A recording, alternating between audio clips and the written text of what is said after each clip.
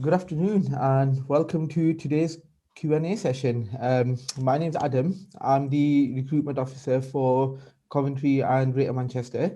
And the purpose of today's session is to give you guys, the viewers, a bit of an insight into our program, the City Year program, from one of our current volunteer mentors. So I'll pass over to Catherine, who will quickly introduce herself. Hello, my name is Catherine Simpson. I'm currently a third year BA Sociology student at Coventry University, and I'm currently doing my placement year with City Year in Coventry in a secondary school. And we have a special guest joining us today as well. So I'll pass over to Kirstie. Hello, my name is Kirstie Owens and I am Catherine's Impact Officer here at City Year UK. I'm an Impact Officer in Coventry, serving for my second year, but previous to this I was a volunteer mentor myself. Brilliant. So a quick insight into City Year UK. So we are a social action charity who are trying to combat education inequality. So we go out into schools with volunteer mentors, working with students who don't have the same advantages as other people have. Um, so we do try. So what we do is a bit of a double social action. So not only do we work with the students within the school who are on their focus lists, but we also work with the volunteer mentors, developing them and trying to make them into the leaders of the future. So without any further ado, let's get straight into it. So the first question that we have today is, so Catherine, can you tell us a bit about yourself, including why you chose to volunteer for City Year? Yeah, so as I said, I'm a sociology student at Coventry University, and I proudly serve at a school called Owenswood Grange Academy in Coventry. The top motivators for doing City Year as my placement was when lockdown happened. I was halfway through writing my dissertation proposal for my final year, and just the shift from face-to-face learning to online learning, I knew I wouldn't be able to enjoy my final year as much. So I started looking at other options, so either delaying university and maybe working in a job or finding a placement year. And I love working with children. I think they're fantastic, and they give so much energy, like makes you so happy to wake up in the morning. So when I found that City Year were hiring, and it was one of the only organisations actually actively recruiting during lockdown, so many sociology specifically related placements either cancelled or they just taken down their postings. So City Year were really actively trying to get people recruited, ready to help schools in September with COVID and whatever that would entail, really. Right. So you mentioned about COVID affecting you at university. So we'll get into it a little bit more about how that's affected you. So how has COVID affected the program? So COVID has done both negatives and positives, I'd say, to the program. There's definitely benefits, but I'll start with the negatives, I guess, and then get to the positives. So the negatives are, say, like social distancing really does impact the role. So at training, like we weren't able to really get together as like a whole group. And then in the classrooms, we have to stay 2 meters away from the children. So maybe previous years you would like write stuff in their exercise book and you'd help them out if they were confused, but we have to really keep our distance, and that's kind of has had an impact on how we build relationships. Maybe it's taken a bit longer to build that bond with them, but it's still there. Also, no team meals out, which is a huge like way to build bonds with your team that you work in school. You know, fingers crossed, maybe by the end of the year we can at least have one, but that's being optimistic. Also, I guess the uncertainty of COVID, and the government are giving schools very short notice about implementing certain things. So it's meant that sometimes I'm not too sure what I'm doing the next day, but the school is fantastic. Like the head teacher is constantly sending out updates and like making sure that the staff are okay and that we're okay as City Year. So there's always the positives to those negatives. That uncertainty is kind of challenging me to just accept things. Usually I'm quite an organised person, so just accepting that changes are happening and I can't be always in control. But on to the positives, how COVID has like positively affected the programme. I think City Year as an organisation have adapted really well to COVID and also having to conduct online training sessions. So the personal development sessions on Fridays are conducted on like Zoom and Google Meet, but it hasn't really impacted that as much. We're still listening to external speakers, and actually it's better because I'm able to socialise with people from Manchester and London that I would not socialise with as frequently. So just hearing other people's experiences from different areas of the country is really good.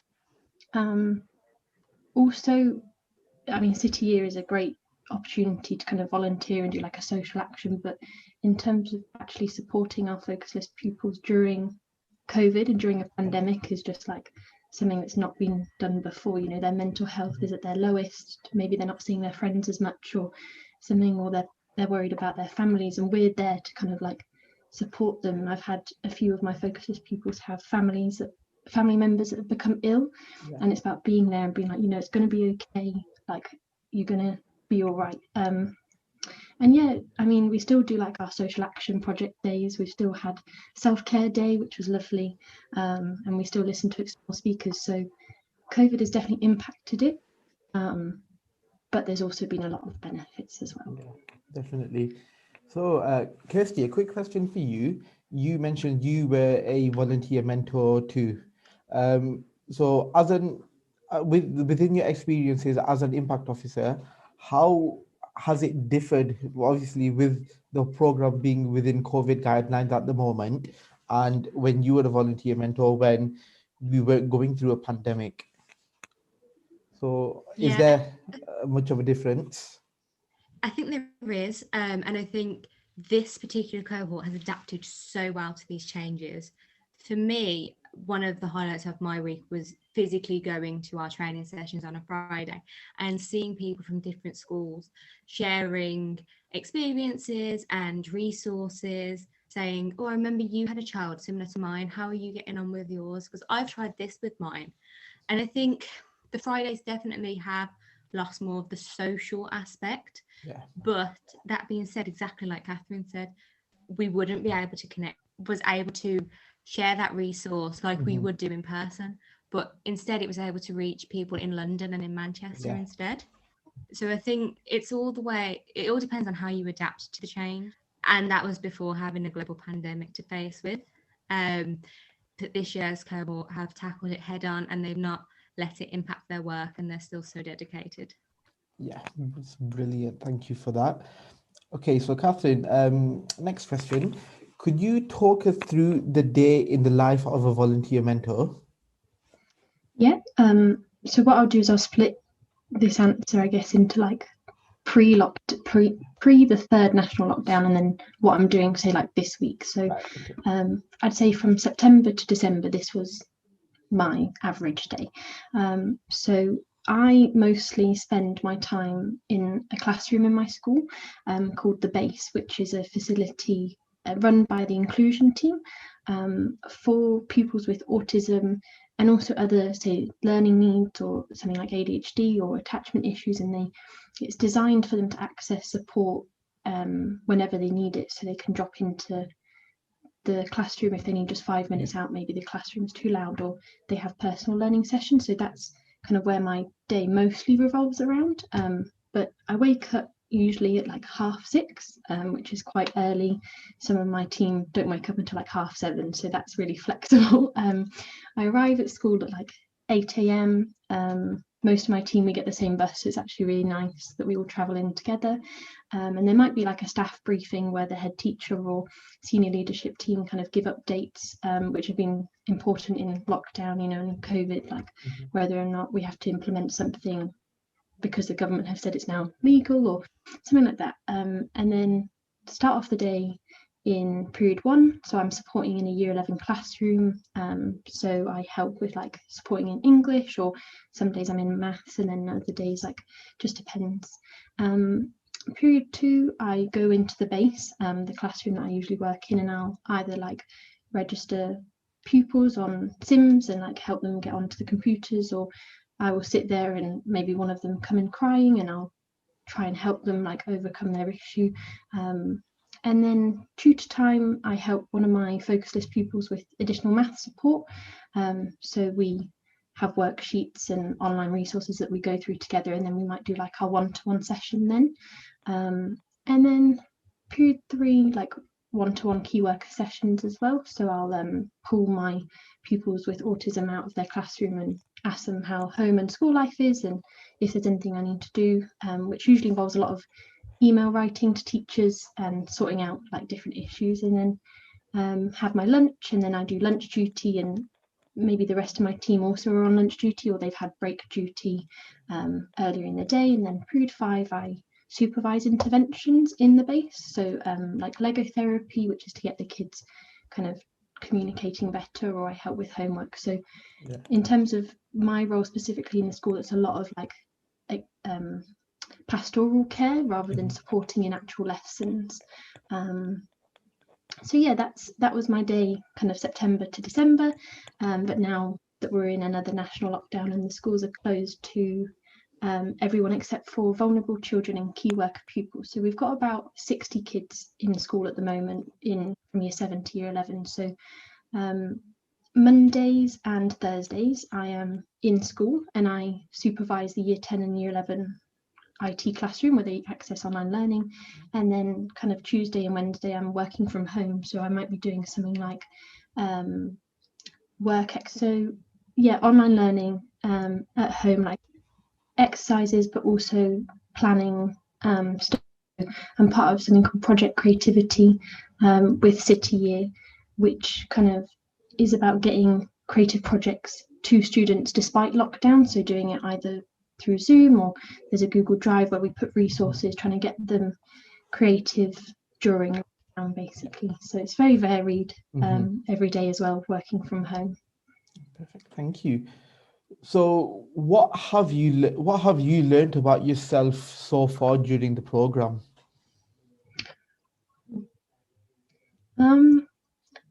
This is kind of like a very recent revelation.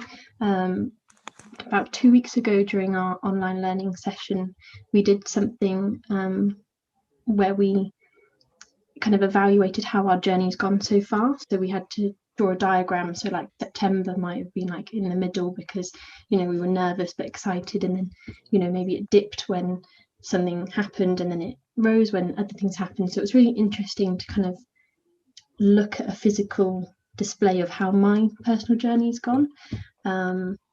And I realized from that session that my City Year journey has kind of become about the power of my introverted and quiet personality. So like during training I was quite timid, didn't really like volunteer to like speak, and I was quite anxious about what the year would involve. I remember like when we went to Birmingham for the training session, I was just like, you know, I don't know if I can speak or whatever, but one of the impact officers, Sophia, in Birmingham, she told me that I have a lovely relaxing voice, and that she could listen to it all day.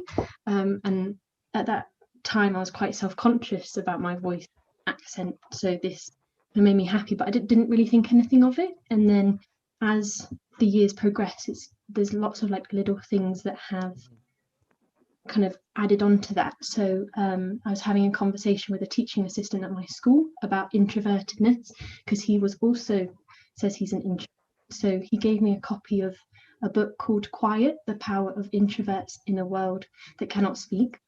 And it talks about like Rosa Parks, how everybody maybe thinks that she was quite a powerful, like confident woman because she stood up to racism in America, but actually it talks about how, you know, she's a very quiet lady, and that just wasn't like her at all. But on that day she just had enough of it and wanted to say something, but that's not who she is as a person. So that was really interesting. And then in about November time, when I was more settled into the base, 2 pupils with autism, sometimes they suffer from things called sensory sensitivities. So they might be like sat in a classroom and the teacher's voice they just can't like cope with. It's either like maybe too high, or there's like rain on the window and they just become overloaded. So they said that my voice was soothing for them and like calms them down when they come into the base, like, and that just, you know, made my whole year basically. So really, I guess to summarize after that long babble, was that my journey has become about like realizing that I don't have to be the loudest and most confident person to be successful, and like to make a positive impact, that I can kind of take like a back role and just still help children without having to change who I am, which I didn't think would happen, but it has, and it's amazing. Thank you very much. Okay, so what difference has City Year and being a mentor made to the pupils and the school? So the first thing my head goes to is break and lunch duties. My whole team are just amazing with break and lunch duties. Like, I've seen them get year 10 students to join in on games, which is, if you've ever worked with secondary school pupils, it's really difficult, but they did it, and they're like consistent, and so the school really rely on us making sure that we're there in the canteen to make sure that, you know, the kids are lining up properly, or outside, that, you know, nobody's being left out, or if there's an incident that we're there ready to try and solve it. And I think one of the biggest things for me as we've gotten more settled into the school and the kids have gotten to know us more is that they'll come up to you in the corridor and they'll say like, you know, are you going to be in our lesson today? Like really excited. And when you say yes, they get really excited. Or when you're like, oh, unfortunately not today, you know, they become really sad. And it's really nice that they want you to be there, which took, you know, a few weeks as they got used to us, but now that it's there, it's just amazing. Well, I'm trying to think. I think also specifically my focus list pupils have given me some lovely feedback. So every volunteer mentor has to fill out a review questionnaire at the end of the autumn term, and it's kind of like, you know, how do they feel about having a mentor? Has it helped or has it not helped? And just reading what they were saying about how I've been able to help them is really nice. Yeah, and in relation to the pandemic, like we've had a lot of staff absences at my school, and we've been essential for kind of picking up where that staff absences created problems. Say like at break duty, teammates have taken on, say, double the duties because there just hasn't been the staff. So we've really, I think, been essential for the school and for pupils as well.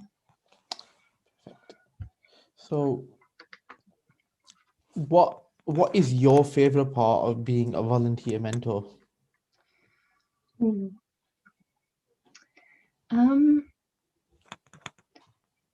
I think if I had to pick one, it would definitely be my team and the other volunteer mentors, because you go into a very unfamiliar situation in a secondary school or a primary school, and you have to kind of become that responsible adult like straight away for those kids, and it can be quite daunting if you've never been in those kind of roles before, where you maybe have to tell children off, or you know, they're asking you questions, say about COVID, and you have to adapt to that. So I think my team have been huge in terms of supporting me. Like we have birthday celebrations where we get each other a card and a cake, and like or to name an example, I was in a lesson where I was struggling a little bit, and I emailed one of my teammates, and she actually came into the lesson to give me like 5 minutes out so I could just like take a breather and stuff, and then I went back in and I was fine. And if I didn't have a team, that would never have happened. So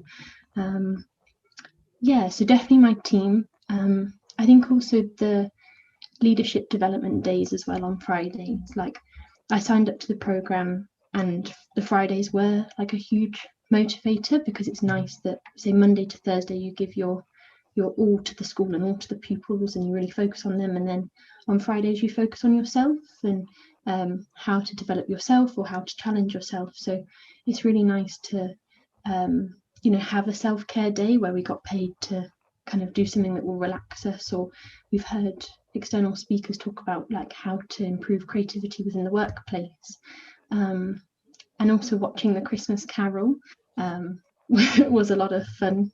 So each team had to create a scene from the Christmas Carol, which was interesting with COVID and how we adapted to do that online, but it was so funny. Yeah, so I think, yeah, there's lots of things about being a volunteer mentor. Brilliant. So what advice would you give someone who is thinking about applying for the program? I think if you have found City Year, however way, maybe through like researching it online or something, you're already kind of the person that City Year are looking for. If you're happy to, that you want to work with kids, that you want to look at educational inequality and you want to volunteer, like if you're interested, then already, you're a volunteer mentor. But I think it's definitely a rewarding year. A lot of people would say that because you're supporting young people and developing yourself, and it's very just as I said, when you see the pupils get excited that aren't necessarily your focus list, it's a great feeling.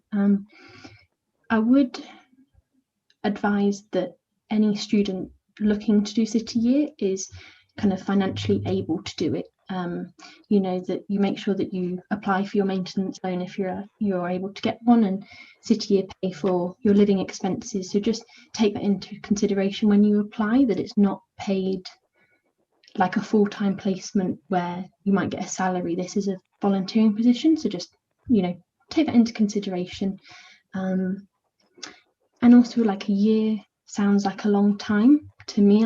That was one of the things I was worried about. I was like, imagine if I really don't like it and I'm there for a whole year, or I was just really nervous. And I'd say definitely the first 2 months are really slow and they're really difficult because you're getting used to the school. You're trying to build relationships with pupils, and maybe sometimes they're not working, or they are, but you'll blink and it will be Christmas, and you'll be sad to be saying goodbye to your focus list for Christmas.